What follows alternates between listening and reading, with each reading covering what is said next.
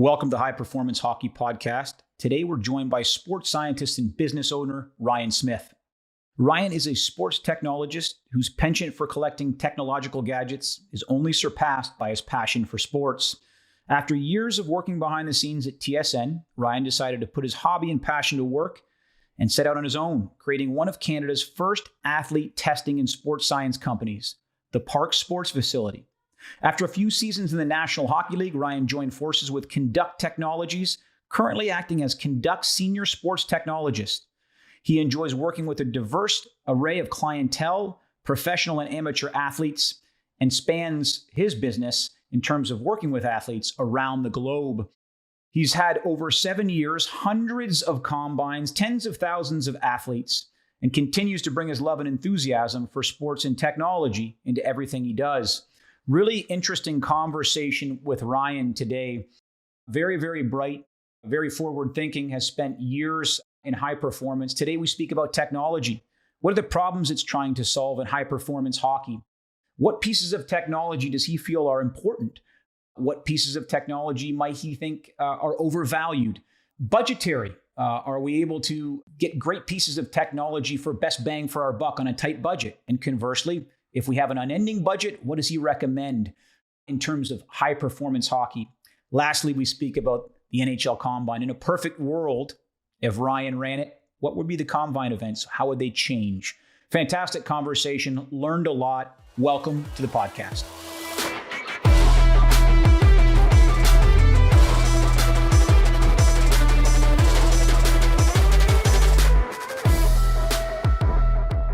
Welcome to the podcast, Ryan. Thanks so much for joining us today. Yeah, I appreciate you having me. Looking forward to this. Yeah, we haven't officially met via handshake or over a cold beer, but we've certainly spoken hockey before. And I know your background in terms and measures of the tech side. Could you explain to the listener about the Park Sports Facility and then currently what you're doing with Kinduct as a senior sports technologist? Yeah, so the park is like, it was a pipe dream way back when. And it's funny because if you look at the name, it says Park Facility and you're like, oh, there must be a facility. And it just never came to be.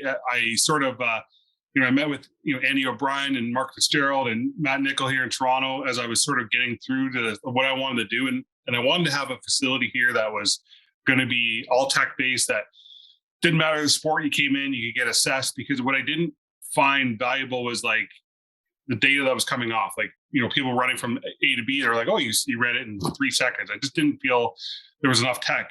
I got into it because my background was in technology. I was working at TSN, and ESPN had these sports science sort of little videos. And it was like, okay, what is this? I remember going to Andy and Tobico, and I'm like, what are you doing? He's like, I am not doing anything here, but I would love to do this, and this. And I'm like, okay, well, now that's my mission. I'm going to go look for that stuff. And I would come back, talk to he and Alex at his gym down in Tobico, and I would talk to Fitzy here. And it just came to be where it's like no one was doing any of this stuff. So I started my own business. It was supposed to be a facility. It ended up being a rotating. I go to everyone's gym and work with them. Wow. And then thanks to that, I started doing stuff for free. So I did the NHL Combine when I first started for free with Mark, and then Mark got a contract in Anaheim. So he brought me along, and when I got there, it was like almost like sitting with my pants on fire. Like I was I have technology in the background, but I don't have a physiology background or a biomechanic background. So I was like, okay, what am I going to do here to make sure I'm valuable to the NHL team and give back? So I remember I was there in Anaheim for 4 weeks, and I built an indoor tracking system that was offline. So it was all like RFID overlaying with optical. It was state of the art at the time, but it was like, looking back, it's rudimentary now. But at the time, it was like, okay, I need to do this because I need to understand movements on the ice, and I played myself, so that was good. So anyway, I worked in NHL for a few years with Mark, and then when my contract came up, the CEO of Kinduct, Travis McDonough, said, hey, we need someone with a technology background to help, because, and we'll get into this, but a lot of coaches just have no idea what to do with tech, right? They just, that's not their background, that's not their education. And so, between leaving the Ducks, I was able to thankfully join Kinduct. Kinduct has lots of not only NHL clients, but clients all around the globe in terms of different spaces, from football, basketball, baseball, hockey. So there I just sort of work with clients, high elite clients, and I basically work with their data sets. I'll log onto their computer. I'll help them with, if there's any troubleshooting needs to happen, I'll run algorithms. I'll go on site and test for them. Wow. So I do that from NFL. Like I work with the NFLPA to, Tampa Bay Lightning. I work with them the last couple of years. So obviously pretty lucky to be part of championship runs there with those guys. And yeah, so that's pretty much what my role is with Kinduct. And the park still exists, but it's more of like a local business more than the Kinduct's more of an international. So it sounds like you're a Swiss Army knife when it comes to the tech side of things, obviously with a huge passion in hockey. That's fantastic. Yeah. Yeah. So I've been lucky. I'll say that. There's no question. I've been lucky to find good people to give me opportunities to do this. So I want to open it up here speaking about tech, and we'll dive a little bit deeper as our conversation continues. But I'm keen of saying science starts and ends with problems. Tech, does it start and end with problems? And if so, what current problems do you see right now that are being faced in terms of measuring, managing, et cetera, in high performance hockey? Yeah, it is an issue. Obviously, a lot of people have athlete monitor systems. Some teams don't. That's normally where they house data. I think the issue is, and I kind of touched on it before, a lot of guys who collect information, maybe they don't even know, talk about education. Education and tech to me kind of should crash, right? Sure. Because it's one thing to have tech, but if you don't educate yourself on how to use it, absolutely, what the data actually means, then you're just collecting nonsense. You're just collecting noise, and you're just going down a rabbit hole of everything, right? And then you get into like, okay, I need to run algorithms. I need to write data science. Well, there's lots of times where analysts and data scientists don't know the game, right? They just don't understand the game. So it's like, great, I can run algorithms on physiological load or mechanical load, or that's external load, right? And I'm like, okay, that's great. I get all this like ratios, but it's like data science doesn't know what it means. And if the coach doesn't know what it means, then you're just collecting information for no reason. And then finally, if you can't give that back to the athlete, can't educate the athlete, then compliance goes down because they're not interested in what you're doing, because they're like, well, you're not giving me any feedback. Like, why are we collecting it if you can't give me feedback on what we're doing? So it's part and parcel. I think tech can be a problem if you don't educate yourself. You need to educate yourself on what tech can do and then sort of merge it. That's a beautiful answer. So my question to you as a follow-up would be, from your experience, are the best teams, for example, if you have a sports scientist that doesn't have a big background in terms and measures of the game, the systems run, et cetera, the best teams that you're from or that you've been associated with, is that a strength and conditioning coach's or a skill coach's job to educate and backfill those gaps? And then conversely, from a sports science, do you take the time, or in a perfect scenario, which we don't live in, I get it, but does a sports scientist take a time or meet weekly or bi-weekly with the strength and conditioning staff to say, hey, this is what we're measuring and this is what it means and this is why we think, this is how we quantify it, et cetera? Yeah. So the best teams are the ones that are cohesive, right? So if I'm collecting force plate data, right? So so strength coach is going to collect force plate data. That's going to go to the sports scientist. That information should be pushed not only to the sports scientist, but also to the PT and to the AT on staff. And they should all communicate together, because if a player gets injured and you have force plate information, and you want to return them to play, the PT is going to want to know that information. They're going to want to know, okay, I'm rehabbing them. I need to know where their like solid state is, where their wellness is. How do I return them? AT might be like, okay, I need to approve them to return to play. How do I look at that data? Furthermore, the sports scientist normally is the one who's like sort of knitting everyone together, and they need to sort of be proficient at running sort of the data sets, but also explaining it. I have a great story, and it was in basketball, but I remember at the time I was trying to sell my own services to a basketball organization, and they had a quote unquote sports scientist, and he had his backgrounds in chiropractic. And that's fine. There's no problem. He understands the body, good for him. But then he started talking about kinematic data. And I remember looking at the person in front of me, and they were just dumbfounded. Like their face was like, what is he talking about? Right. Yeah. And in that moment, it was like a sort of teaching lesson for myself. I'm like, if I can't tell you what I'm doing, and that sort of, and this is for the sports science side of things, if I can't tell you in about a sentence or two what we're doing and why we're doing it, we're losing everybody. Right? 100%. Like you lose everyone so quickly if you can't explain it. And that obviously, that's part and parcel for the entire, the entire culture, meaning I know you hit on it before, but if you can't explain that to an elite high performance athlete, it is blood in the waters of the sharks, right? Like you're not going to be able to sell that, or I say sell that might be the wrong word, but you're not going to be able to use that the way you want to. You only get that one or two chances, right? Absolutely. It goes back to your point of being a strength coach or right? Like the idea of being a coach with them is that you're coaching them and there's that camaraderie where they feel connected to you, they trust you, right? And I've been lucky to work with some pretty high elite athletes. And I'm thankful because it's not like I walk up and they're like, hey, I can do this. Normally it's like guys like yourself or, we talk about Andy or Mark or Dan Noble or whatever. And it's like they come in and they introduce me to that partnership and they're trusting me to do that, right? So at that point, I'm like, okay, I'm indebted to you that you've given me the opportunity. Now I need to prove like what I'm doing and how to explain that to that athlete. Hey, we're collecting this. Why are we collecting this? Because of this. And this is what it's showing me, right? Sure. Very important to do that because that trust factor includes compliance. And it doesn't matter if the best tech in the world, if they don't trust you, they ain't wearing it. Absolutely. Piggybacking onto our next question regarding tech. How do you critically, as a sports scientist looking at all this, how do you critically evaluate your testing battery? Is it reliability, validity? Is it ICCs? Are you looking at research or are you looking at practicality? I know it all depends, but now. It's a great question. And I don't mean to cut you off, but I'll get into it. Basically, it's like the way I look at it is like, as a sort of engineering background, I'm always want technology that works, right? Sure. And I want data to be like on point. I don't want to be like, collecting meters per second on a barbell. And I'm like, oh, wait, like it's off by 0.2 meters of a second. People may not think it's a big deal, but that's a huge deal when it comes to like, big time. Lifting, right? So sure. So I think first and foremost, okay, I want data that's going to be collected really, really cleanly and really like sort of and I can sort of pull that data out. So that's one thing. Okay. When it comes to the testing battery itself, I'm a big component of trying to test the game.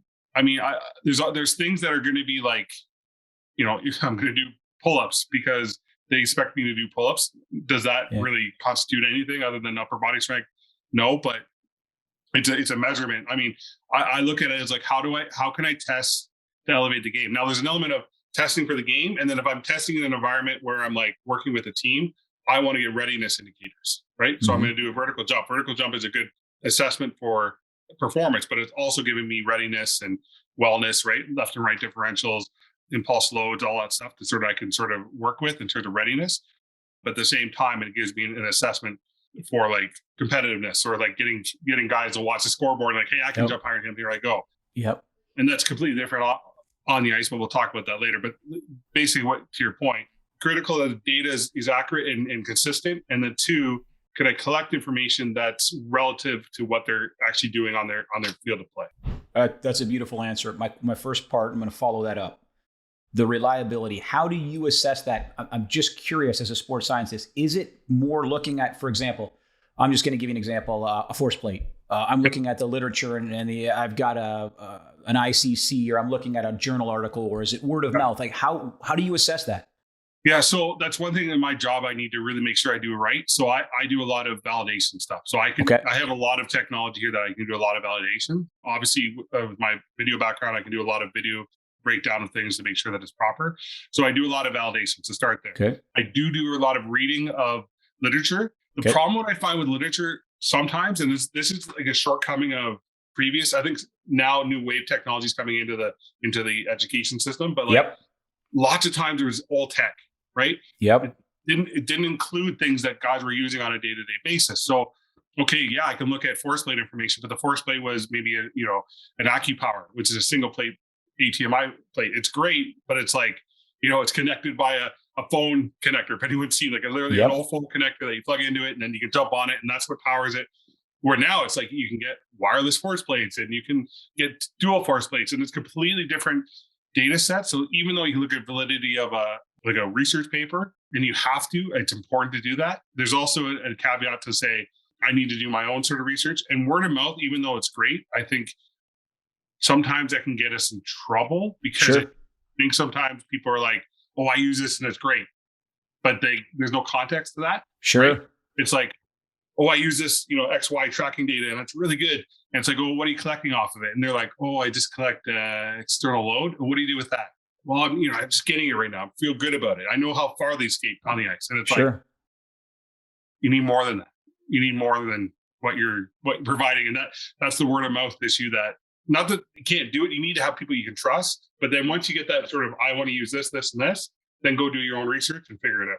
Absolutely. And then the second portion, I really like this. And it sounds like it was a way of saying, start from the scoreboard and work backwards. You want to test what's most relevant to the game, which obviously is played on the ice. It also sounds, and I'm not putting words in your mouth because this is my bias for off-ice training. I'm just curious. So for me, I want to see, like, what are the biggest correlates for skating ability? For me, it's a sprinting and jumping. I want to have some sort of measurement. It's low impact on the athlete. It can give me very good narrative.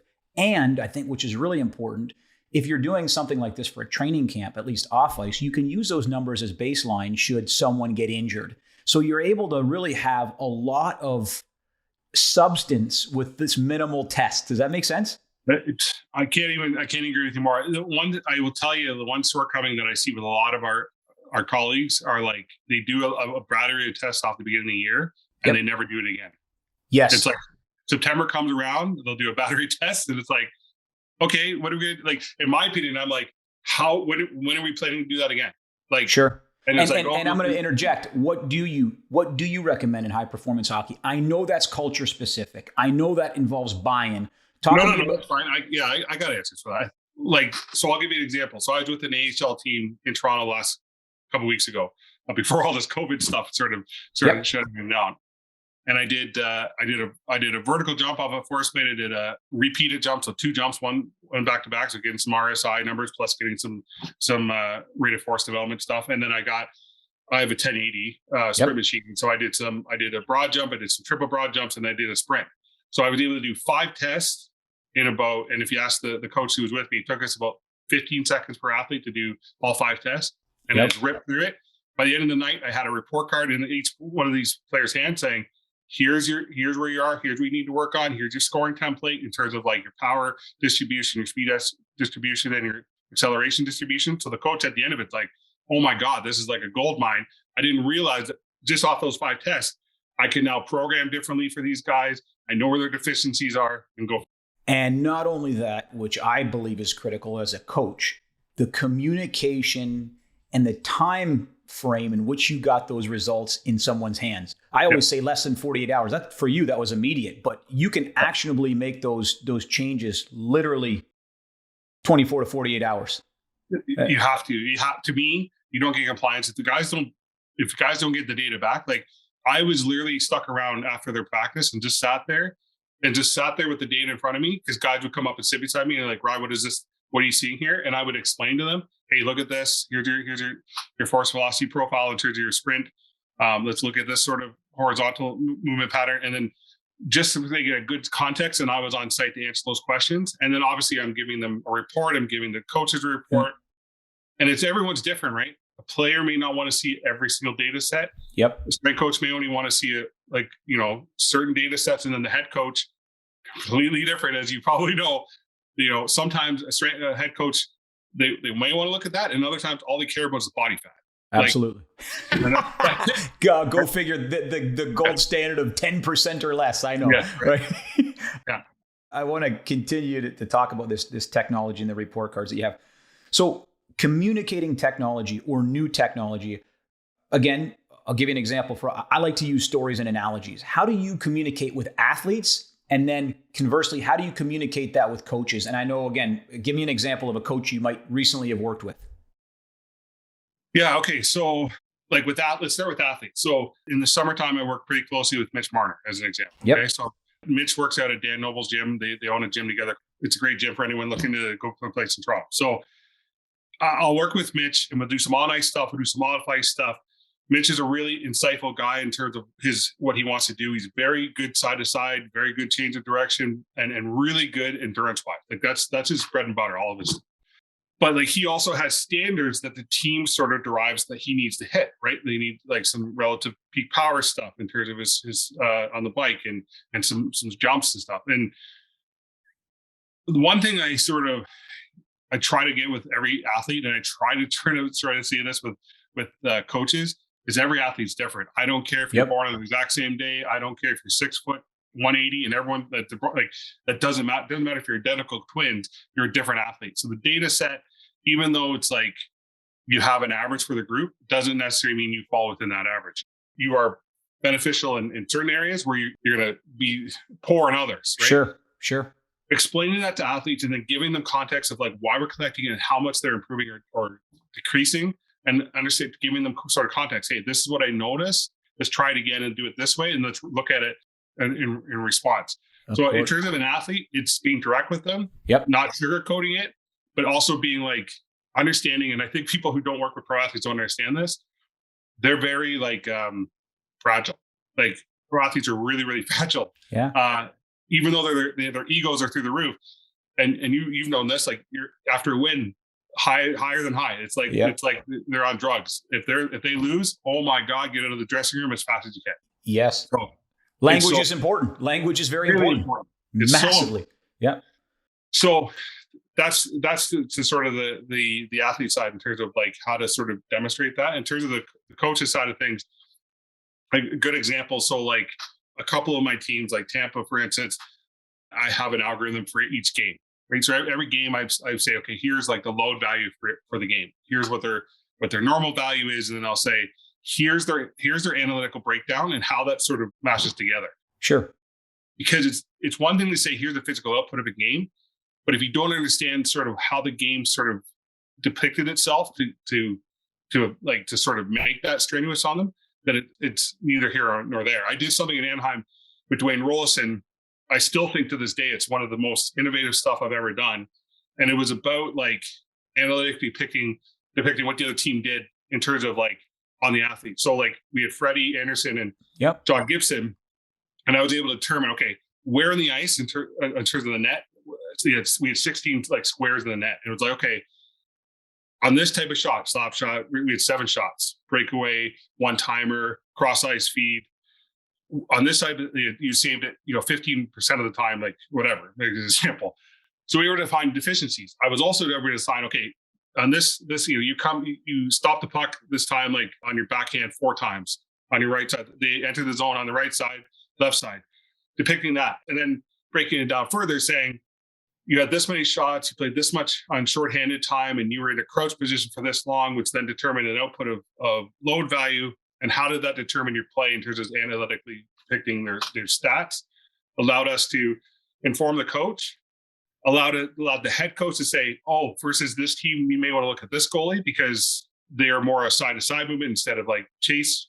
And then the goalies were like, this is great. I feel more fatigued. Makes more sense because this team was going side to side. I'm just going back and forth in the net. I was more fatigued. You're showing me the data, showing me that I'm going left to right. I also know this team likes to shoot on my high glove, so I can sort of cheat a little bit and make the save when I'm fatigued and I'm in that sort of that state of fatigue. That's really interesting. Talk about pulling the hood up and looking at the details of the engine, right? Being able to tangibly take that information to both coach, that's head coach and goalie coach and player, to make differences, whether it be practice differences, game decision differences. That's what it's all about. That's tangible. It's not collecting. That's pragmatically delivering, applying. Yep. So I want to transition a tad. On ice testing. I know right now in the National Hockey League, there's no NHL Combine on ice tests, right? There's nothing. So I know in the OHL, and I believe we talked about this off air, but the World Youth Championships, is that correct? Yep. It's where you've tested a plethora of athletes, thousands, top players in the world. Yep. Could you talk to me about what you think from your experience are the most useful on ice tests? Yeah. So this is where I definitely have a bias in terms of what we're doing. Because one thing that like the on ice testing that happens now, to give people context in a normal sort of environment, is typically meant for like a volunteer coach. And what I mean by that is like, hey, I want to time myself. I want to time my player from goal line to far blue line. How fast can they skate? How fast can they do it with the puck? How fast can they do it backwards? All fine tests. It's typically you're getting like, time of 5 seconds or, anywhere between that. And then they do a weave and they do a transition. That's just want to give context of what's happening now, because it's important to understand that's the sort of measurements that are being done in the moment. Not a lot is being done with goalies.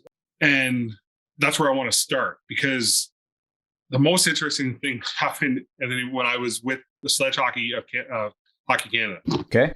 I'm testing them. I have no idea how to test sledge hockey players, and they give me the battery test. I go out and I do it. I hit it all the way down.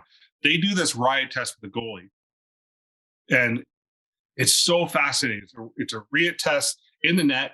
They have to come up. They go back to the net. They go side, go back up. They do it 6 times. They get 90 seconds rest, and they come back and do it another 6 times. They do that 6 to 9 times over. And the goalies at the end of it are just so fatigued. But it was such a great sort of like test for me. When I saw it done, I now do it with the goalies that I test now, because it's relative to the ice, right? When I think, could you repeat that? Not to interject. Could you repeat that test one more time? Yeah, no problem. So they go sort of on the top of the circle, right, a little bit above the top of the circle of the crease. Sure. Then they start with their back facing the net. Okay. And then they skate backwards into the crease, into the sort of the goal line. They go on a butterfly. They plant. They go to the right. They plant to go back to the other side, and they plant to go all the way back to the other side. So they have to hit the post 3 times. 1, 2, 3. Come back up, and they have to come back. Do it 6 times. Wow. Okay. Right. So it's a very fatiguing test, but it's really great to sort of, and if you have a heart rate monitor on, it's even better, because you get a sense for and the way I look at that is in the same way I'm going to tell you about a test that I do on the ice with like athletes in terms of forwards or defense. Okay, I'm shorthanded. I'm coming up to the top of my crease. Oh, there's a shot to the right. There's a shot to the left. There's a rebound. I need to come back around. So it mimics what the game's doing, right? Sure. And it was sledge hockey that sort of was like, hey, we're doing this. I was like, this makes sense, not just for you guys, but for them. I do this other test for forwards and defense, and it's like I have 4 gates primarily, and the gates are allow me to randomize the sequence. Okay. And basically what it does is it gets them starts and stops and starts. They don't have to go backwards, but basically think about they're on a PK, they're in the corner where they have to sort of go up to the defenseman, come back to the sort of the half wall, and it sort of gets them in the middle of the ice, back and through, and they do it for 30 seconds. And I know a lot of people are like, well, what is that really measuring? But it's measuring change of direction. It's measuring gameplay, and it's measuring sort of as they get fatigued, how does that look? Like, do they start making mistakes? Do they all of a sudden the time element change?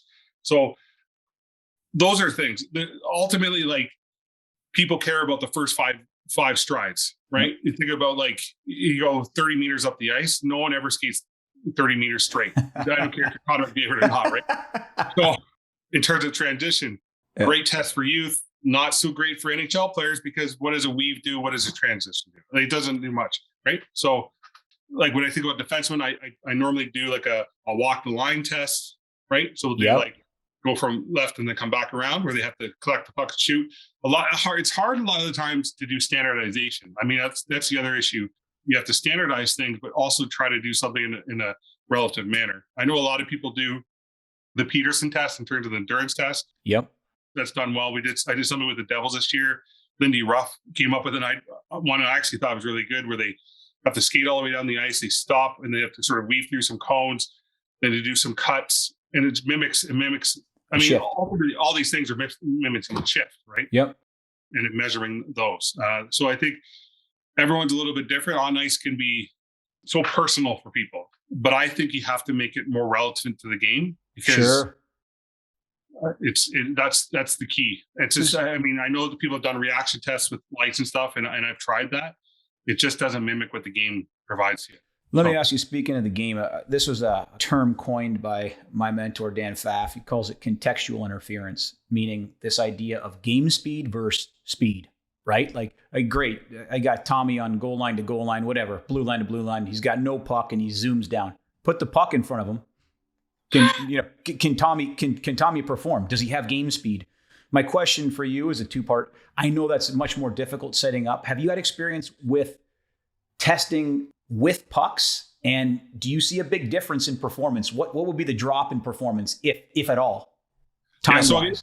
I'll give you a couple of things. So when I do a mass amount of people, I typically go down to the, as I just called it, the standardized testing. But when I do linear sprints, I'll do linear sprints with 1080s, and I'll get their 5, 10, 15, 20. I'll get their the first 3 steps, I'll get their power output, their generate force output, accelerations, everything. So I'll do this sort of stereotypical 30-meter stuff with puck and without puck, but I won't do it backwards with a puck. I don't see any sense. I will never skate down the ice with the puck for 30 meters. Makes no sense. So I started, when I do stuff, I want to do stuff where I'm collecting more measurements than just time. So I want to start there. But your question was more like, okay, what are we going to how are we going to use a puck? Well, how are we going to generate pucks to sort of mimic gameplay and teach them what they're supposed to do? So the nice part of having a 1080, so I did this with Mitch a lot. I understand how fast Mitch sprints. I'm able to determine that because I'm able to do his linear sprint test, and I'm able to say, okay, he skates at X. I'm not giving his data. He skates at X amount of time. That's how fast he skates in meters per second. So what I'm able to do with my 1080 is that I pull him in at a half meter per second faster than he's normally able to skate. So I do that a few times, get him used to it. And then all of a sudden I start doing stuff where I ask other players, and I do this with not just with Mitch, but all the other players that are with me, bounce it off the ice to him. So he needs to collect. He's now skating faster than he normally would. Sure. But he's now to pick the puck off the boards and skate to me. Right. Yep. So I show him at the end of it, hey, look at this. So, he picked it up here. You were able to keep stride, or you weren't able to keep stride. You were able, you sort of messed up your footwork there. So let's work on this again. And so basically giving instant feedback in terms of gameplay. So we'll do off the boards. We'll do cross ice pass. We'll do a linear pass from far blue line to near blue line where he needs to pick it up as he's skating in. Those are the types of things that we use with the puck. And I don't think a lot of people consider that testing, but to me it is, because I can repeat those very easily. Sure. And I can show him instantaneously what he needs to work on at a higher rate of speed. So when he gets into a game, it feels like, oh, this is actually slowed down for me a little bit. I can sort of I can do this a little bit easier. Wow. Fantastic. Great answers. Timing gates, just for listeners that are listening, what are your recommendations? We'll get to what your preferred tech is, but what do you like on the ice for timing gates in terms of brands? So I personally use Swift. That's what I use. They're a dual beam timing gate solution, but they're also very expensive. Swift, you said. Okay. Swift, they're from out of Australia. Okay. I like dual beam because I think single beam, especially in hockey, can create a lot of issues. So if you think about and for people who don't understand the difference between single beam and double beam, I'll be really quick because I'm sure most people do. Single beam basically means you need to pass through that beam at any part of your body, and it'll stop the clock. Same thing if I'm going to start the activity, you just have to go run through one beam to start the clock. So that your time basically is start to finish. Whatever body part goes through, it goes through. So now you think about hockey, and you think about sometimes how people start skating and they're using their stick and their stick's flying. Yep. All of a sudden the stick goes through the timing gate. Now their time is faster because they are all of a sudden, 3 feet in front of them, they're able to get through the gate with their hockey stick. Yep. And so I think what people need to understand, so that's where I say that. But when we get into okay, I don't have a budget for Swift, it can be $10,000 for four. Then it gets into, okay, Dasher's done a great job. Fusion Sport out of Australia, which Vol just purchased, is doing a good job. Their sport testing a little bit expensive. And this isn't to bash them. It's just they just haven't updated their hardware in forever. So I think there's an element of that. Now, I think the next part is the video analysis. Yep. And I think that's where we need to get to, because I think that's going to overtake what timing gates are doing now. Okay. Yeah. I want to talk to you about that. Let's go right into it. Video analysis. Talk to me about your experience with that. You said it's going to retake or take over the timing element. Please expand. Yeah. So I'll give you an example for my own sake. So in Anaheim, when we were doing some testing, they didn't allow for timing me to get on ice in terms of linear sprint. It just wasn't part of rookie development at that time, and it wasn't part of main camp. So what I was able to do is use, at the time, this is what I use. I use an app called My Sprint. So My Sprint. I was able to physically make little markers on the boards and say, okay, if they skate straight from this line to this line, we're good. So I had the coaches do a drill where I said, okay, come up, and they got to come do a circle, and they got to skate forward all the way to the end of the ice. Right. So now I'm able to get 30 meters. So I use the video analysis to say from here to here, I was able to cut every 5 meters. So I was able to get their force velocity curve, and I used video to do it. And the players, one, they knew I was doing it because I showed them at the end of it, but they didn't feel any pressure. They didn't feel like, okay, I got to go on when the light goes. All right, I need to my other guys are watching it. They're just practicing like they would normally practice. I was getting good information and using video analysis to collect that. Basically, got way of wearables because a lot of guys don't like wearing wearables. It got rid of hardware malfunction because now if the timing doesn't work or the RFID doesn't work, then all of a sudden, I got to come over and fix that. They got rid of all that.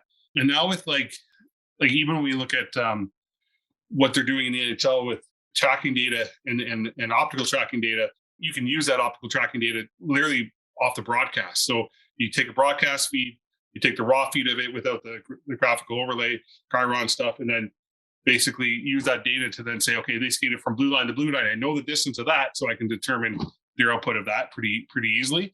I think that's where we should be going because it allows for more fluidity of the game and allows the anxiety of an athlete to sort of dissipate a little bit, come down a little bit. Sure. And I think about it in terms of in gameplay. So NHL, for those who don't know, have XY data now, and you'll see it on the jersey. If you look on the top right of their jersey, you see a little patch up there. It's very hard to see because they've done a really good job of doing it, but that's where the player and puck tracking is.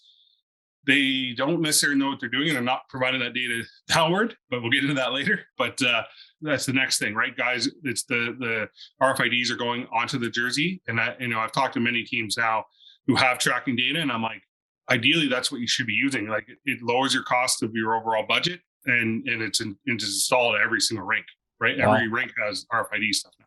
Wow. So to me, saves money. You're going to collect it anyways. Why not have game data that's the same data set as your practice data? The My Sprint app, is that the JB Marin group, the research group? That's an app that you purchase on an app store app, correct? On an iPad, yeah. Okay. And then explain to me, if you could, that setup. All you would need is the actual measurements, right? In terms of I'll give you for those who want to buy it. I get nothing out of it, so it's good. It's a good plug for them. Basically, what I do is I enter in a roster. So if I have a roster of 20, enter the roster. I enter in their height and weight because obviously weight for physics, you need that sort of those measurements. And then at that point, the way I did it is I just used some chalk and I just put it on the board. So I was able to determine pre-practice, measure how far these things are. So I have a visual cue for when I'm editing the context. I videotape it. Doesn't matter if I do it in the app or not. I can import the video post. And then at that point, I import the video post. And all I do is you slider bar, you move the bar across. Once you get to the 5 meter, you just press tap. It gets its split time, split. Once you've done the 30 meters, it saves it. It gives you a force velocity curve, 2 different curves. It gives you like a power curve and a force velocity curve. And then that's it. It also gives you all the data. Nothing worn by the athlete. You're essentially literally videoing with an iPad and setting up those distance markers. It gives you that force velocity. Interesting. Yeah. It's something I have not looked into deeply. I've heard JB Marin several times on a podcast talk about this, but very interesting for all the high performance coaches out there. Something to very much consider. Thanks for bringing that to our attention.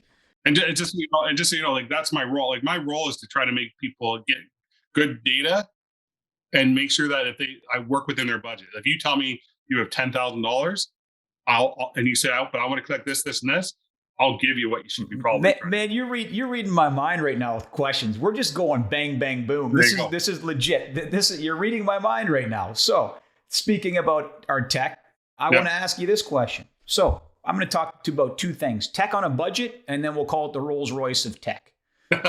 So if you're a private business owner and your budget looks like our hairlines, you and I don't know if they're listening, we're bald guys. But what are your big anchor points? I think we talked about this idea of running or sprinting, jumping. I mean, those things we think are most appropriate to measure for hockey players off the ice. What would your goal and what would your product line be for tech on a shoestring budget? Yeah, so it's twofold, and this is where I'm going to plug sort of one thing. There is an app that I'm coming out with. Okay.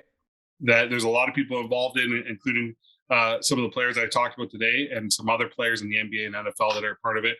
Okay. And it will do using the LiDAR camera off your phone. It'll capture biomechanical breakdown of your jump, your sprint, your broad jump, 5-10-5, squats, pull-ups, push-ups. It'll give you all the biomechanical breakdown of all that. Wow. And the idea to that is, and it goes back to our first question, where it's like tech and education. What I'm finding is, and this is meant for youth, it's not meant for pros, but the idea is to educate people in terms of what's valuable. Because lots of times people using tech, they're not educating themselves, they can't collect it, they don't know what to buy, very small budget, they don't know what they're doing. So first and foremost, if it's not the app I'm talking about for myself, if it's JB's app or if it's My Jump with Carlos out of Spain, there's good video apps that can do a lot of good stuff for you. Sure. Carlos is doing great work with video stuff. In terms of like hardware stuff, I personally use Hawk and Dynamics. They're a wireless force plate company. And this isn't to say like other companies aren't good. I'm just going to tell you the kind of budget what I would be buying. They're great. And you and I have talked about this. So a force plate, just so people know, like don't think about it just as like, oh, I'm only going to be able to collect, counter movement jumps and whatever. It can do isometric pulls. It can do push-ups. It can do, movement screens from a squat to a linear sort of like left and right differentials if they're doing sort of movements. So it can do lots of things. And the other thing it does is, and this is the beauty part of guys who don't like weighing in, it can weigh in. It can do weigh-ins. And so I love it. Yeah, if people don't understand the struggle. So that's camouflage right there. People who haven't been in pro sports don't understand the issue with that, because there's so many times where head coaches will say, "Where's the weigh-in today?" And it's like, if you've done force plate jumps, all of a sudden it's very easy. You got it. So one thing I'm really keen on, you and I have talked about this, is versatility. So I talked about weigh-ins. I talked about force plate jumps in terms of jumping, repeated jumps, isometric pulls, push-ups. I love gym wear. I own 4 myself. They have a Flex now. Flex it goes on the barbell. It's much cheaper than the actual gym wear. The good thing about gym wear, though, it does, and I think Andy, you have one. Yep. It collects everything you would want to do in the gym, right? Yep. It doesn't matter what it is, does it? It's not an IMU. Not that IMUs are horrendous, but like this is gold standard, and it can collect anything you want in the gym. It'll collect it, and it'll collect it accurately, and it dumps it down. We use those daily, and we also have the Hawkins system. I can echo your comments. Both fantastic pieces, very pragmatic. Right. So the last thing that's sort of like that I would like just trying to off the top of my head that I've been using lately is Access to Perform does this as a ballistic ball. And so I love the med ball because you can buy different standard ones, but the technology inside, so you can do rotational throws, which is a good upper body, especially when you think about like hockey players, core and rotation are like big like measurements. Guys are used to working with med balls on just working out. They're used to it. So giving them sort of the med ball to sort of do a smash, an overhead throw, a rotation and stuff, pass. It's around $500, but it's $500 where you have a med ball that's really robust. You're going to buy a med ball anyways to do other sort of movements, but this thing's collecting information for you. It's a no-brainer for me. So that sort of, those are the 3 sort of like things, and those 3 you could get for under, I think if you bought all 3 of them, it'd be under $7,000. Yeah. So that might be so expensive to some people, but to me, if that's too expensive, then go to the video analysis route that Well, speaking of that, leading into my next one, you're now the head of performance for, you name it, in the National Hockey League. Your budget now all of a sudden is you get whatever you need. Yeah. Give me 3 pieces of tech that you said I could not live without. Tell me why you would have them. Is it, hey, 1 piece is for load, 1 piece is for output. What are the 3 pieces you think are the most important right now? I'm going to repeat 2 of them that I just talked about. Okay, fair enough. I believe Hawkins is great because it's wireless. It does everything I need to do. And gym wears are great to have in the gym. So let's just pretend I didn't say those, but those are the 2 things I would get. Got it. Obviously, when we get into like, especially nowadays, where we're trying to get like physiological information, a heart rate solution is good. Now, First Beat does a good job. Most teams are starting to shift to that. Teams will still use Zephyr. Now, Zephyr is a sort of a medical sort of tool where it's like more meant for medical, but it does give you good outputs. A lot of people have shifted away from it because it hasn't sort of improved their sort of UI UX. Okay. But what it does do is it has an offline capability, right? So therefore, like, you're not dependent on the cloud. You can export it, and there's no residual fee, right? Where First Beat does a really good job. They're owned by Garmin, if people don't know that. So First Beat does. Didn't know that. There you go. Yeah. So they do a really good job of acute chronic load stuff for you. It's cloud-based. They have APIs, and done a great job. Less expensive off the top, but residual sort of SaaS model post. Polar is the other one that people use. Polar has more of like a tiered system, and Polar is normally found in a gym scenario, not an elite scenario, because Polar's like can be run on an iPad, really simple to use. From my perspective, probably First Beat is what most teams are using, but Sure. those three are the top. When it comes to like other stuff that we talked about, XY data, a lot of people have used Connexon or they use Catapult. I really believe that you should be probably buying a portable LPS unit. LPS is linear position, so where I can get like XY data, because a lot of teams, the one thing with a Catapult or Connexon, it gets installed in your practice facility, but then it's installed there. So if you have a practice facility that's where you decide to put it, but you practice majority in your home rink, you're not getting any data.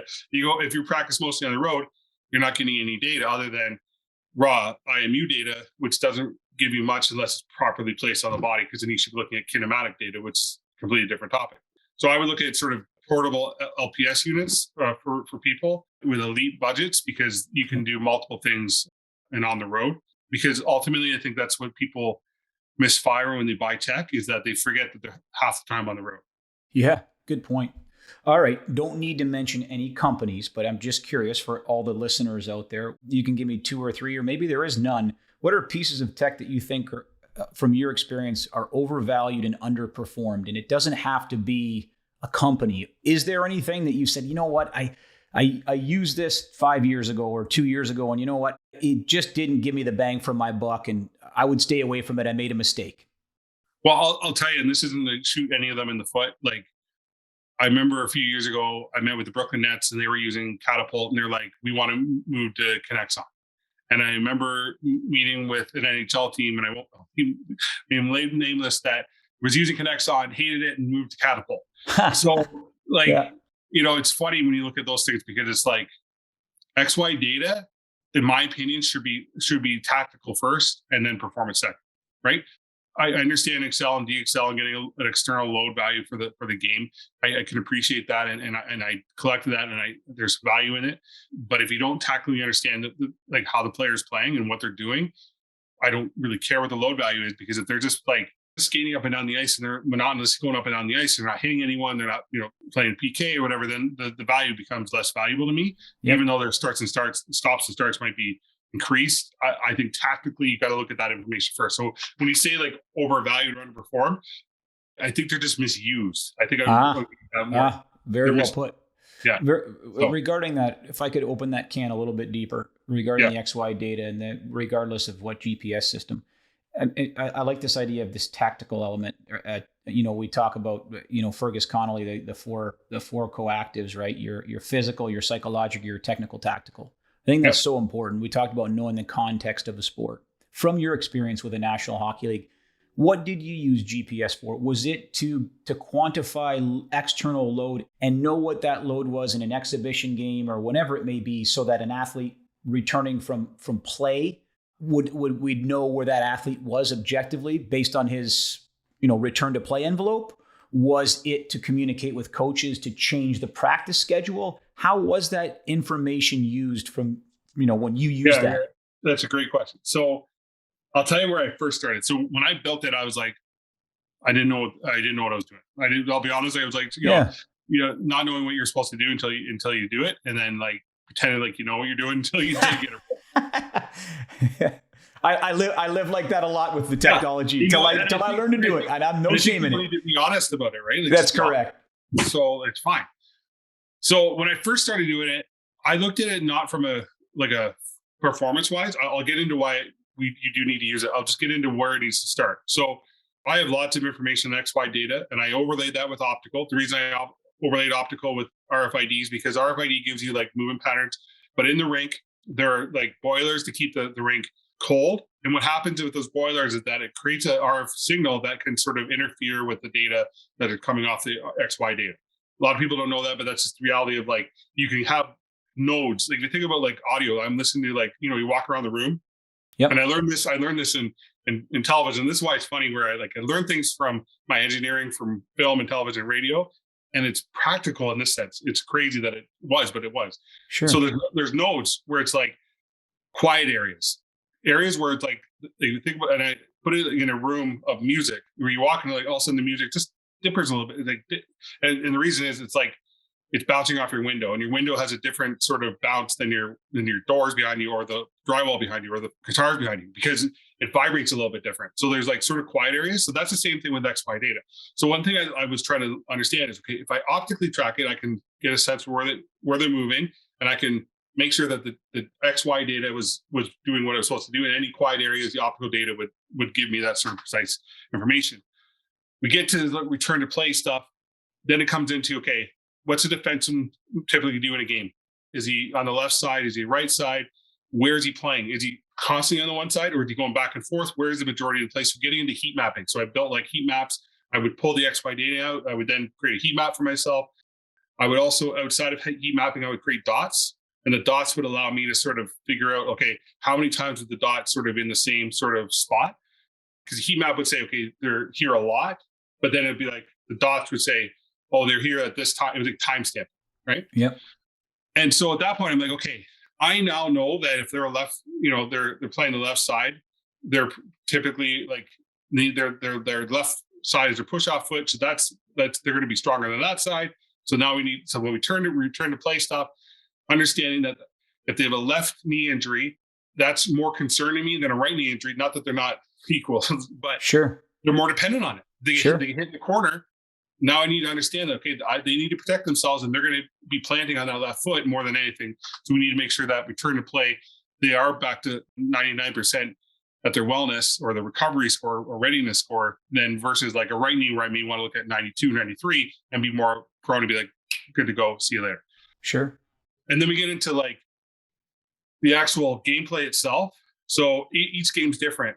You can play 15 minutes, and 15 minutes could be played strictly even. 15 minutes could be 10 minutes of even time, 2 minutes of shorthanded time, and then 3 minutes in the overtime period. Now that, to me, that means that 5 minutes of the 15 minutes was really hard on them, right? Shorthanded time is really difficult, and 3-on-3 ice for any of us who have played it, understand the breakdown of that. So if you just look at XY data and decide, okay, I want to look at mechanical output, it doesn't sort of give you the full story, because it's like saying, okay, hey, you skated up and down the ice a few times when you're on 3-on-3. That's the normal shift. But what they're not understanding is that, like, oh my God, like you're playing 3-on-3, you had to cover more ice. You're like, you're extenuating yourself even further. And it's a completely different mindset of the data. So it's so true. That's why it's so difficult, where I say, like, my mind's blanking on the book that I read. It's regarding metrics. And it talked about this idea of, we measure most of the time what's easiest to measure. The hardest to measure is the actual game itself, or, as Fergus would say, starting from the scoreboard and working backwards. And this author talked about this idea of the reason we do this, of course, is because it's easy to measure. But the problem is that we confuse the low-hanging fruit with the bountiful harvest, which is the game. And it's tough to do. I don't think there's an easy answer for that. I think trying to contextualize it, like you said, trying to be as specific as you can and measuring that out to use. But it's just, there's no perfect answer for that, is there? No, there's not. and I've listened to Ferg speak, and I've spoken to Fergus privately. And I remember a long time ago, he and I did an article in Strength and Conditioning magazine together. Yep. And it's funny because his point of view is like, tech is like, not bad, but he would probably not use tech. And I remember I talked to him at one point. I was fixing a force plate, and he was speaking at it. He was like, what is that? Why are you doing that? And I was explaining it to him. And he's like, okay, interesting. And he's one where it's like, put the GPS in the corner, physically just work with the athletes. And I really appreciate it. And that's from someone who's a tech side of things. Yeah. Where he and I agree in terms of like figure out the tactical information. Yep. I'm like really into that. Okay, let's find tactically how they're doing it and pull back and say physically or performance wise, how are they doing? Yeah. Right. So collect that information, how they're doing that tactically, so we can help that athlete. And that's where to me, tech comes into play. But I think from his perspective is like, I just need to physically connect with the athlete to get them doing what they're doing. I think if he and I work together, he'd be like, this is great. You're collecting this stuff, and I could just connect with the athletes and do what I need to do. And our philosophy would be the same. We would just come at it from a different perspective, and we would assist one another pretty well. That's my personal. Well put. I want to respect your time. My last question. I want you to imagine a perfect world. We don't live in one, but it's our perfect world. You are now the person that is in charge of the NHL Combine regarding testing. and I don't want to go over the entire battery with the listeners right now because there's a lot in the battery. Yeah. What would be important for you to measure off the ice, whether it's 1, 3, 4 tests, and they might not have anything to do with the current testing battery, and what would be 1 or 2 tests that you would measure on ice? And you don't have to go over the details of those tests. I'm just curious, what do you think right now, the NHL level, the Combine, what's missing? Like what would we completely starting over? What would we have the NHL Combine 2022 with you at the helm? Yeah, they're missing a sprint. They don't have any sort of sprinting. They have a change of direction test that they use Kinduct on to do. They've also used a timing aids to do a 5-10-5 drill, which is fine, but it doesn't give you much other than time. Okay. Excel, they try to do Excel and DXL. So I would add a sprint in because there's no sprinting there. Okay. I would also add measurements to the broad jump. Right now they do broad jump into the distance. There's no sort of acceleration. When we think about hockey and horizontal acceleration, that's what it's about. I mean, that broad jump should be really good. How would that be another piece of technology? Like again, I use 1080 to do that. Okay. That's how I do it. It's my portable unit, and it literally they jump and I get their acceleration time. Perfect. So those are the two things I would do there. Outside, getting into anything else doesn't make sense. Okay. On ice, I would do like a 10 or 20 meter sprint where I'm still getting their acceleration times and their speed. Typically, if they want to get their over, just so everyone understands, the reason I would go 20, because typically NHL players are around 17 and a half meters. That's when they get their peak speed. At around 23, 24 meters, that's normally when they sort of start getting their max and they're coming down a little bit, or they start gliding. It's a little bit different. That's skating. Yep. And then I would add sort of some type of mimic of a. We talked about a mimic of a shift. I don't care if it's a pure sand or if it's the rough one I talked about. I think having a mimic of a shift to let scouts sort of see edge work and their movement patterns, I think would be good. And then getting a sense for them wearing a heart rate monitor, getting them a sense for getting how fast they can recover physiologically, as well as, if they're doing an actual shift, getting their sort of XY data using output of like XY data to get sprint time, acceleration time, and speed. That it's a no-brainer to do something like that on ice. 2022 NHL Combine. Look out. Our guest today has been Ryan Smyth. Ryan, thanks so much for joining us. I appreciate it, buddy.